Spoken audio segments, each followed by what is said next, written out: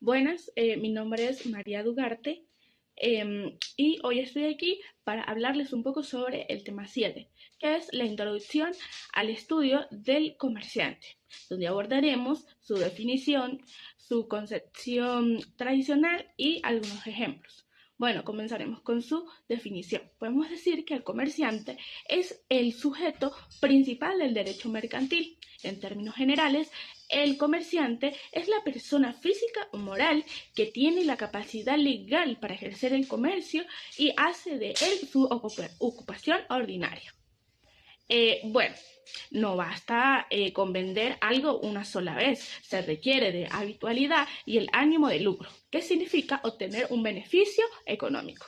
Es importante mencionar que la capacidad legal significa que la persona no tiene ningún impedimento o prohibición por la ley para realizar estas actividades. Su concepción tradicional, eh, históricamente, la figura del comerciante se entiende bajo un enfoque más rígido y personalista.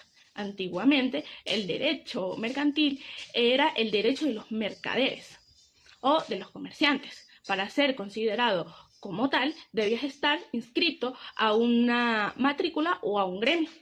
La ley se aplicaba a la persona por el simplemente hecho de tener la profesión de mercader. Tradicionalmente se veía al comerciante como a un simple intermediario entre el productor y el consumidor. Su valor estaba en el intercambio de bienes, no necesariamente en la producción. Ahora bien, les daré algunos ejemplos sobre el comerciante, donde diferenciaremos a las personas físicas de las sociedades. Bueno, número uno, la persona física es un emprendedor que es dueño por ejemplo, de una ferretería. Entonces, él ejerce el comercio habitualmente a nombre propio y con fines de lucro. Una persona moral, estas son sociedades mercantiles, las cuales pueden ser grandes cadenas de supermercados o empresas automotrices. Aquí la empresa es la entidad legal que tiene la calidad de comerciante, independientemente de quienes sean sus socios. Y los comisionistas, aquellos que realizan operaciones mercantiles por cuenta de otro, pero cuya actividad profesional es precisamente esa gestión de negocios. Bueno, hasta aquí mi presentación, espero les sea de mucha ayuda y conocimiento.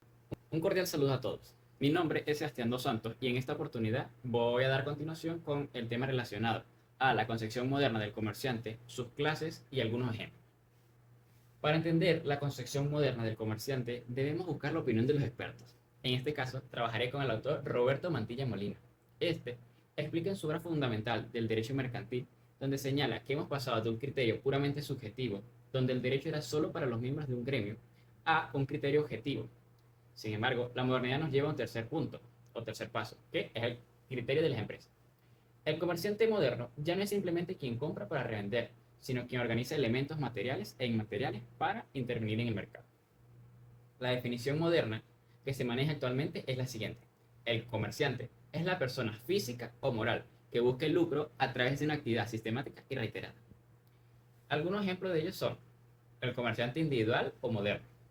Imaginemos un distribuidor de maquinaria industrial. No es comerciante solo porque vende máquinas, sino porque tiene una organización constituida por locales, empleados, contratos de suministro, entre otros, y realiza esta actividad de forma profesional y constante.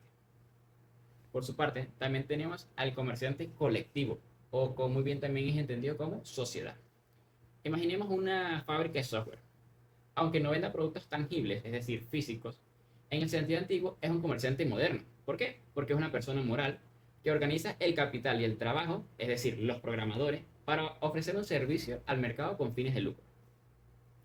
Ahora bien, dejando este punto a un lado, vamos con las clases de comerciante. Esta es una distinción fundamental que está establecida en el Código de Comercio venezolano, pero la analizaremos desde una perspectiva de la personalidad jurídica, donde se señala que el comerciante en el derecho mercantil puede ser de dos tipos, el comerciante físico o individual y el comerciante moral o colectivo. Primeramente tenemos el comerciante individual. Es definido como aquella persona física que, teniendo la capacidad legal necesaria hace del comercio su ocupación ordinaria. Este cuenta con principalmente tres requisitos. Uno, capacidad, es decir, debe ser mayor de edad y estar en pleno uso de sus facultades. El segundo requisito es el ejercicio del nombre propio, es decir, el comerciante es quien asume el riesgo del negocio. Y tres, habitualidad. En este, no es comerciante quien vende su casa una vez, sino quien se dedica a la compraventa de inmuebles de manera sistemática. Ejemplo de ello, un joyero independiente que tiene su taller y punto de venta. Él es el dueño, él firma los contratos y él responde con su propio patrimonio. Sí, en dado caso de que el negocio tenga deudas. Y segundo clasificación, el comerciante colectivo, o muy bien conocido como sociedades mercantiles. Estas sociedades están constituidas conforme a las leyes mercantiles. Lo fascinante de este punto es que la sociedad es una entidad distinta a los socios que la forman. Suponiendo, una sociedad anónima que fabrica ropa. Los accionistas pueden ser médicos o ingenieros que no saben nada de costura, pero la postura moral, o mejor dicho, la empresa es la que legalmente ostenta la calidad de comerciante. Y por última, como último punto de la clasificación, tenemos el comerciante extranjero. Tanto individuos como sociedades extranjeras pueden ser comerciantes en nuestro territorio, siempre y cuando se sujeten a las leyes nacionales y se inscriban en registro. Muchas gracias, mi compañero seguirá con la continuación del tema. El comerciante individual. Un saludo para todos, mi nombre es Ivana Berenice Ramírez Pérez y hoy vamos a analizar un poco sobre la figura del comerciante individual, que representa la unidad más simple y fundamental en la actividad económica en nuestro derecho mercantil. Básicamente hablamos de una persona natural que decide emprender una actividad comerciante de manera independiente. Elementos constitutivos. Para comenzar, es crucial entender que no cualquier persona que vende algo o que legalmente es un comerciante. Para ello debe coexistir tres elementos fundamentales. En primer lugar, la capacidad legal. El sujeto debe ser apto para obligarse a contratar, lo cual generalmente alcanza a los 18 años, es decir, su mayoría de edad. A esto le sumamos el ejercicio en nombre propio, es decir, una persona debe actuar por sí misma, asumir sus propios riesgos, diferenciándose así de un empleado. Por último, tenemos la profesionalidad o habitualidad. Esto significa que no basta con un acto aislado, sino que debe existir una repetición constante de actos de comercio en medio de vida. Crítico, es importante esta exposición, ya que el concepto de patrimonio único, a diferencia de la sociedad anónima, donde la responsabilidad es limitada, aquí el comerciante se enfrenta a una responsabilidad ilimitada. En otras palabras, no existe una separación legal entre bienes y negocios. Los bienes y negocios personales, si el comerciante adquiere una deuda mercantil, responde con todo su patrimonio, donde la mercancía de su local y su casa o su vehículo privado, por lo mismo,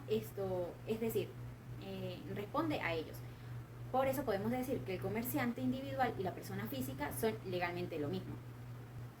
También tenemos las obligaciones y las formalidades. No obstante, el ejercicio de libertad comerciante conlleva a ciertas cargas legales que deben cumplir con ciertas reglas, como la inscripción en el registro mercantil para dar fe pública a su condición, llevar a cabo la contabilidad mercantil mediante los libros diarios y la mayoría de inventarios, y finalmente con la conservación de correspondencia, es decir, con todas las facturas por el tiempo que dicte la ley y que suele ser de 10 años.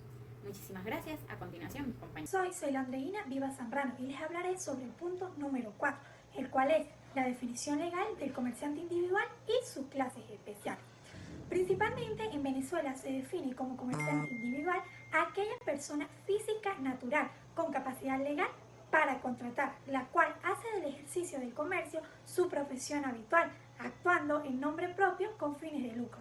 Asimismo, es de importancia mencionar que el artículo 10 del Código de Comercio venezolano de la Gaceta número 475, extraordinaria con fecha del 21 de diciembre de 1955, establece que son comerciantes los que, teniendo capacidad para contratar, hacen del comercio su profesión habitual y las sociedades mercantiles. Igualmente, se caracteriza por ser un intermediario entre el productor y el consumidor, además de obtener una ganancia en la reventa. De igual forma, sus labores cumplen lo establecido en la ley, como también compite por el cliente con otros comerciantes. Resaltando que en algunas legislaciones incluyen dentro de esta figura a las empresas individuales de responsabilidad limitada, permitiendo al comerciante individual separar su patrimonio personal del de la empresa. De igual manera, es de importancia mencionar que el comerciante individual responde a las obligaciones mercantiles con la totalidad de su patrimonio personal. Esto en el caso de nuestra legislación. Finalmente, las clases especiales de comerciante individual en Venezuela son los siguientes. En primer lugar, tenemos los menores que pueden ejercer el comercio con previa autorización. Asimismo, la mujer casada, esto en caso de estar separadamente del marido. Y finalmente, el comerciante inhabilitado, destacando que el Estado no es comerciante. Hola a todos, mi nombre es Roxana Camacho y yo les voy a hablar acerca de las clases especiales de comerciantes en Venezuela.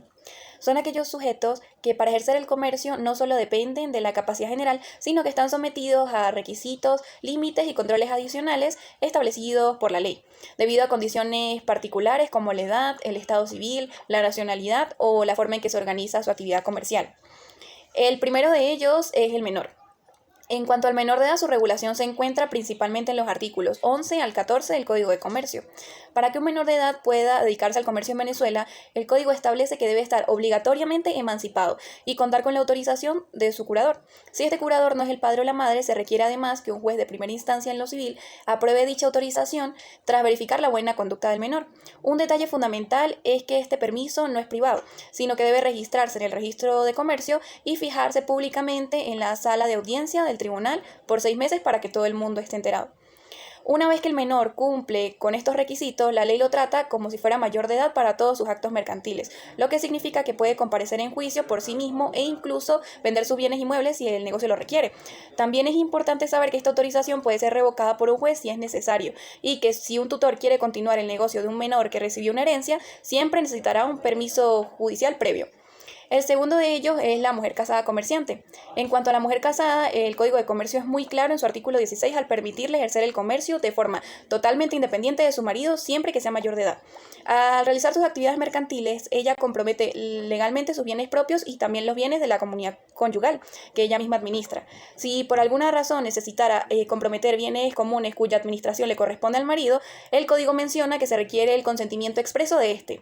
Sin embargo, es vital acotar en este punto que aunque el Código de Comercio aún mantiene el lenguaje del año 1955, hoy en día se aplica bajo los principios de igualdad de la Constitución y del Código Civil, donde ambos cónyuges tienen los mismos derechos y autonomía. Finalmente, para que cualquier acuerdo sobre la responsabilidad de los bienes comunes sea válido frente a otras personas, debe anotarse debidamente en el registro de comercio. Finalmente, tenemos las sociedades entre cónyuges. Respecto a las sociedades entre cónyuges, es importante destacar que los esposos están plenamente facultados para integrar entre sí sociedades por acciones y de responsabilidad limitada. Esta unión comercial suele tener una intención estratégica, pues al asociarse con la pareja se evita la inclusión de terceras personas en el negocio, lo que permite que el matrimonio mantenga un control total y mayor libertad de acción sobre sus decisiones financieras. No obstante, existen reglas de transición importantes. Si uno de los cónyuges llegara a adquirir la calidad de socio de otro o en un tipo de sociedad que no sea de estas categorías, la ley otorga un plazo de 6 meses para que la sociedad se transforme o para que uno de los esposos ceda su parte a un tercero. En conclusión, estas sociedades mercantiles subsisten legalmente siempre y cuando no se utilicen para vulnerar normas de orden público, especialmente las del derecho de familia, garantizando que el vínculo comercial no afecte la integridad del hogar. Soy Edemar León, estudiante de Derecho Mercantil, y les voy a continuar explicando las clases especiales de comerciantes. Las clases especiales de comerciantes, según el derecho mercantil moderno y el Código de Comercio venezolano, incluyen al comerciante extranjero y la firma personal. Estas figuras específicas se distinguen del comerciante individual ordinario y de las sociedades mercantiles debido a una serie de requisitos formales que deben cumplir para su constitución y otras regulaciones específicas en cuanto a inscripción y operación. El extranjero es aquel que no tiene su domicilio en Venezuela, pero que realiza actos de comercio en el país habitualmente. Sus requisitos son: debe contar con la aprobación del Ejecutivo Nacional previamente para operar en el país. También debe cumplir con una serie de deberes, igual que los nacionales, como llevar la contabilidad y publicar balances de crédito. Además, el extranjero, su función es equilibrar la protección del mercado local con la inversión extranjera. La firma personal se refiere al nombre bajo el cual actúa el comerciante individual sin socios. Está compuesta por su apellido con o sin nombre de pila, más caracteres útiles para identificar su negocio. El artículo 26 del Código de Comercio venezolano especifica que no puede surgir la existencia de una sociedad mercantil ni puede ser idéntica a otra que ya se haya registrado. Además, debe inscribirse en el registro mercantil para poder establecer efectos jurídicos plenos. Algunos requisitos para constituir una firma personal son identificación de la persona, nombre, RIF, domicilio, identificación del objeto o actividad a realizar y establecer un capital inicial para la firma personal. Su función es realizar actividades tanto comerciales como mercantiles y servir de soporte para otros comerciantes. Cabe resaltar que el abogado mercantil no participa en la redacción del documento constitutivo de la firma mercantil, solamente aparece en el visado.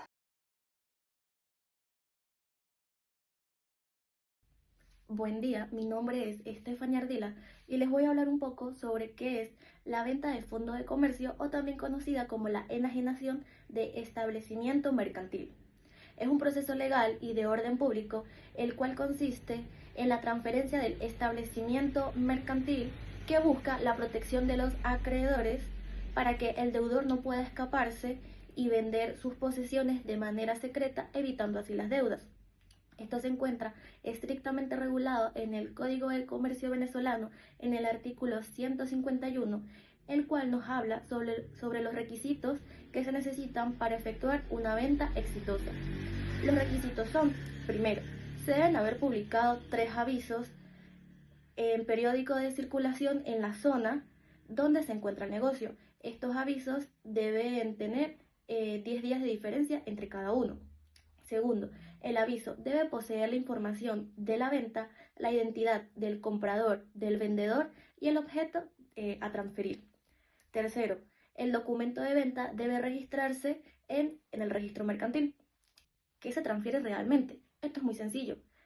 La enajenación cubre lo que es el nombre de comercio, el derecho a llaves o también conocido como el arrendamiento, la posesión de los materiales y del inventario y los pasivos laborales o también conocidos como la sucesión de patrono, a menos que se liquide a los trabajadores antes de la venta.